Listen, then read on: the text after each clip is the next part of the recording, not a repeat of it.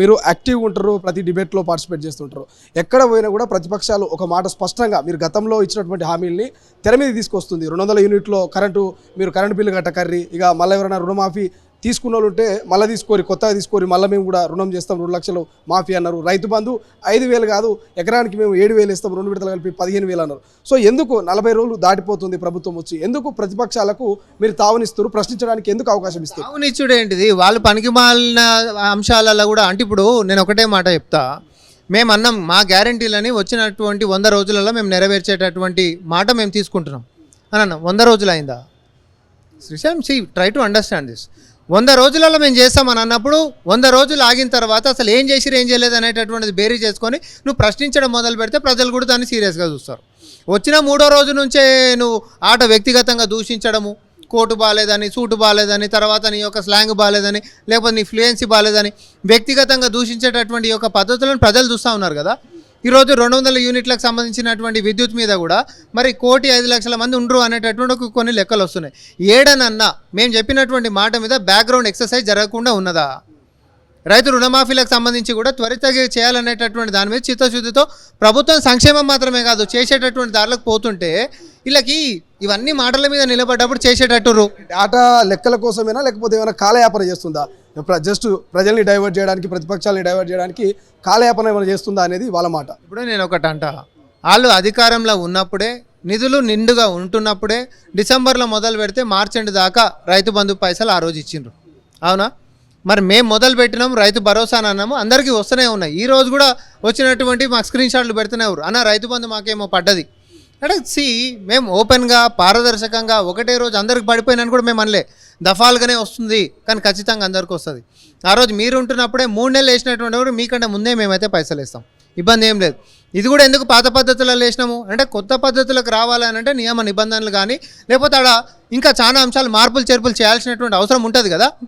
So అట్లాంటి అంశాలను పరిగణనలోకి తీసుకొని అప్పటి వరకు రైతులు నష్టపోవద్దని చెప్పి పాత పద్ధతిని అవలంబించి మీరు ఫేజెస్ వైజ్గా మేము వేసుకుంటూ పోతున్నాము. దీంట్లో శంకించాల్సిందేముందండి? నేను అబద్ధం ఆడిననుకో ఇంకా 100 సార్లు అబద్ధం ఆడవలసి వస్తుంది కవర్ చేసుకోనికి. ఉన్న నిజాలు తెల్ల కాగితం లెక్క, తెరిచిన పుస్తకం లెక్క మేము గంటనే పెట్టి మేము పాలన చేస్తున్నాము. ఆఖరికి దావోస్ పోతే ముఖ్యమంత్రి గారు ఎంబడి ఎవరెవరు పోతున్నారు అనేటటువంటి జీవో బయట పెట్టి మేము పోయినాము. మీ బతుకులకు ఏ రోజైనా 10 సంవత్సరాలు ఒక జీవో బయటికి తీసుకొచ్చినటువంటిది ఉందా? కోర్టు మొట్టికాయలు వేసి మీరు ఎందుకు పెడతలేరు? అఫీషియల్ పోర్టల్స్లలో మీరు పెట్టాలి కదా, ప్రజలకు కనిపించాలి కదా అంటే కూడా కోర్టు తీర్పులను కూడా ఉల్లంఘన చేసినటువంటి మీకు పారదర్శకంగా పరిపాలన చేస్తున్నటువంటి మాకు చాలా తేడా ఉంది కదా. ఇప్పుడు ఏదైతే హైకోర్టు విషయం కూడా ఏదైతే జీవో, ఒక కొత్త జీవో తీసుకొచ్చి ఆ జీవో ప్రకారం ఏదైతే రాజేంద్ర నగర్ దాన్ని షిఫ్ట్ చేస్తూ ఉన్నారు, దాని మీద కొంత ఇప్పటికే ఏబీబీ ఏదైతే హైకోర్టు ఉంది కదా, సో హైకోర్టుని ఇక్కడ రాజేంద్ర నగర్కు అక్కడ కొత్తగా రూపొందించబోతున్నారు కదా, దాని మీద కూడా కొంత ఇష్యూ నడుస్తుంది, వ్యతిరేకత వస్తుంది. సో ప్రభుత్వం దీని మీద ఏమైనా నిర్ణయం తీసుకునే అవకాశం ఉందంటారా భవిష్యత్తులో? అధికారికంగా మేము దీని మీద అన్నింటినీ చూపించే మాట్లాడతాం. ఇది ఈరోజు పుట్టొచ్చినటువంటిది కాదు, క్రితం సర్కార్లో ఉంటున్నప్పుడే నిర్ణయాలు జరిపి అయినటువంటి అంశాన్ని కొనసాగింపుగా జరుగుతున్నటువంటి అంశాలు కొన్ని ఉంటాయి. అయితే ఈడ నేను ఒకటే ప్రశ్న ఇస్తా, బీఆర్ఎస్ వాళ్ళు ఆడికి పోయి స్టూడెంట్స్ని మరి వెనకాల ఉండి నడిపించుకుంటా టెంట్ వేసి ఆడ వంట వార్పులు చేయించుకుంటా కొంతమంది ఎవరైతే ఉండరో దాని విజువల్స్ కూడా సార్ అన్నీ బయటకు వస్తాయి, అవి అఫీషియల్గానే బయటకు పెడదామనేటటువంటి మాకు ఆదేశాలు ఉన్నాయి కాబట్టి మేము దాని గురించి పెద్ద పోనప్పటికీ కూడా మేమైతే ఒకటి చెప్తాం. మరి అదే యూనివర్సిటీలో ప్రైవేట్ ఓన్కి బంక్ ఓడిచ్చిండు, బంక్ ఓన్ పేరు మీద ఉంది, ఆ జాగాను ఎందుకు ఇచ్చిండ్రు? అదే యూనివర్సిటీలలో లాంగ్ లీజ్లలో వేరే కంపెనీలకు ఓడిచ్చిండు, అదే యూనివర్సిటీలలో పార్టీ ఆఫీసులు పెట్టుకున్నటువంటి సన్నాసులు ఓడు, అదే యూనివర్సిటీలలో పోలీసులు ఉండేటటువంటి కార్యాలయాన్ని పెట్టినటువంటి వాళ్ళు ఎవరు? వేరే దానికి వాడనీకనే లేదు కదా. మరి నీ హయాంలో ఉంటున్నప్పుడు మొత్తం కొల్లగొట్టి అవన్నింటి పక్కన పెట్టి బిడ్డ ఫస్ట్ నీ పార్టీ ఆఫీస్ కూలగొట్టిన తర్వాత మిగతా దాని గురించి ఇక్కడ ప్రశ్నించడం మొదలుపెట్టి. ఇది రామ్మోహన్ రెడ్డి కాదు, కాంగ్రెస్ పార్టీ నుంచి మేము చెప్తున్నాం, ఫస్ట్ నీ పార్టీ ఆఫీస్ కూలగొట్టాడు.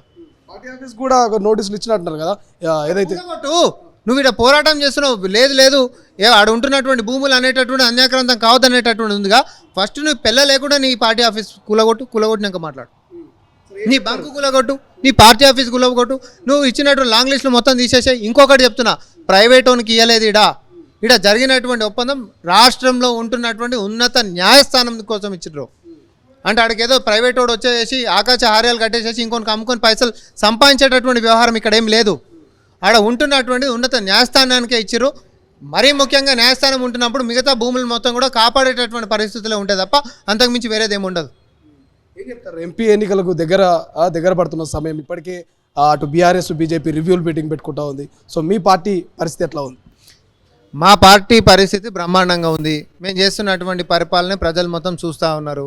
అన్ని అంశాల్లో దరఖాస్తులే కాదు సమస్యలకు పరిష్కారం అనేటటువంటిది కూడా పారదర్శకంగా ఉన్నత నాయకత్వం మంత్రుల దాకా కూడా ఎట్లా సచివాలయాలకు పోవచ్చో అది పబ్లిక్కి సంబంధించినటువంటి ఫ్రీ యాక్సెస్ 3 to 5 o'clock ఎవరైనా సచివాలయం పోయి మంత్రుల దగ్గరనే ఫిర్యాదులు ఇచ్చేటటువంటి వ్యవస్థ ఎట్లా తెచ్చినాము.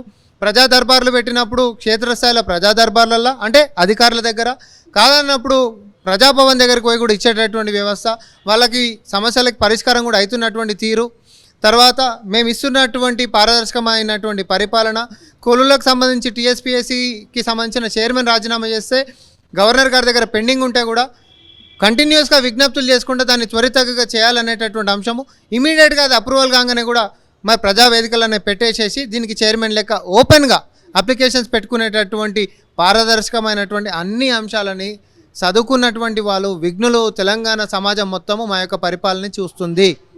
మేము కొత్తగా చెప్పుకోవాల్సినటువంటి అవసరం లేదు. మా చిత్తశుద్ధితోటే మాకు ఓట్లు పడతాయి. కానీ తెలంగాణ యొక్క ఇంట్రెస్ట్లని కాలరాసినటువంటి పార్టీలు 2 మాత్రము తెలంగాణని కాకుండా వ్యక్తిగతంగా మీరు మమ్మల్ని దూషించుకుంటేనే మీ పరిపాలన అంటే మీరు ప్రతిపక్షంలో మీ హోదాను కొనసాగించాలనుకుంటే దయచేసి వెల్కమ్ ఇట్.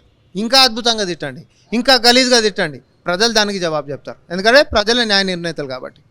సో ఫైనల్ ఏం చెప్తారు? ఇక ముఖ్యమంత్రి రేవంత్ రెడ్డి గారు అసెంబ్లీలో ఏదైతే రిపీట్ అయిందో పార్లమెంట్ ఎన్నికల్లో కూడా అదే రిపీట్ అవుతుంది అంటూ చెప్తా ఉన్నారు. సాధ్యమైతే అంటారా? మీరు అనుకున్న సీట్లు వస్తాయా?